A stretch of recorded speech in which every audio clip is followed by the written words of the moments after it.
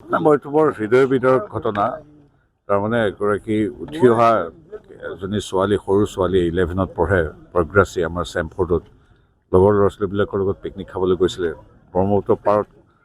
মানে স্থবিৰ পানীখিনি বহুতী নৈ নহয়, তাত পলসত বা এনেকৈ ধৰণৰ মই দেখিছোঁ ভিডিঅ'টো খুব হৃদয় বিদাৰক। মানে অকালতে আমাক এৰি থৈ গুচি গ'ল। এতিয়া মাক বাপেক বা পৰিয়ালক আচলতে সান্তনা দিবলৈ তেওঁলোকৰ পৰিয়ালক কোনো সান্তনা দিয়াৰ কোনো ভাষা নাই। এইটো এনেকুৱা কাৰো পৰিয়ালৰ লগত নহওক। আমাৰ যুৱক যুৱতীসকলে সদায় সাৱধান হওক, নিজৰ গা বচাই চলক। ঠিক সেইদৰে স্থানীয় যিসকল লোকে বিভিন্ন ঠাইত পিকনিক স্পট কৰিছে, তেওঁলোকো আচলতে এই ক্ষেত্ৰত সাৱধান হ'ব হ'ল। আৰু গোটেই 700 কিলোমিটাৰ দীঘল ব্ৰহ্মপুত্ৰখনৰ দুয়োপাৰে ৰাইজে পিকনিক খাবলৈ যায়।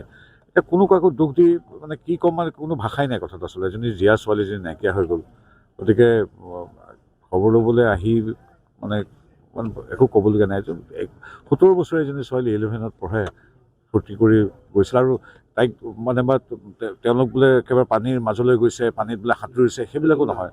গতিকে এইটো বৰ কৰুণ দুৰ্ঘটনা এটা। আচলতে কোনো সান্তনাৰ ভাষা নাই। খালি এটাই ক'ম যে ল'ৰা ছোৱালীবিলাক সাৱধান হ'বলৈ, তেওঁলোকো সাৱধান আছিলে। কোনেনো ক'ব পাৰে যে এই পলস আছিল, অকণমান সাধাৰণ পানী, একাঠু পানীত এনেকৈ দুৰ্ঘটনা হ'ব বুলি। গতিকে তেনেকুৱা ধৰণৰ যিবিলাক অতি বিপদজনক ঠাই, সেইবিলাকত আচলতে কোনো পিকনিক স্থলী হিচাপে কৰিব নালাগে, আমিও যাব নালাগে। আৰু মই খবৰ ল'ম তাত কি নিষিদ্ধ কৰা হৈছিল নেকি জেগা, বা কি আছে মই এতিয়া নজনাকৈ ক'বলৈ দিগদাৰ। কিন্তু আমি সকলো সাৱধান হ'ব লাগিব। আজি তেখেতে এইটোৱে মই এতিয়া পুনৰবাৰ পৰিয়ালটোক আচলতে সান্তনা দিয়াৰ কোনো ভাষা নাই। এগৰাকী উঠি অহা ছোৱালী এনেকৈ, আৰু পুনৰবাৰ কৈছোঁ, তেওঁলোকে কোনো ধৰণৰ ক্ৰীড়া কৰি ভিতৰলৈ বোলে সাঁতুৰিবলৈ যাম তেনেকুৱা নহয়। তেওঁলোকে সাধাৰণ একাঠু পানী তেনেকৈ গ'লেতো তাত দুৰ্ঘটনা বুলি ক'ব লাগিব।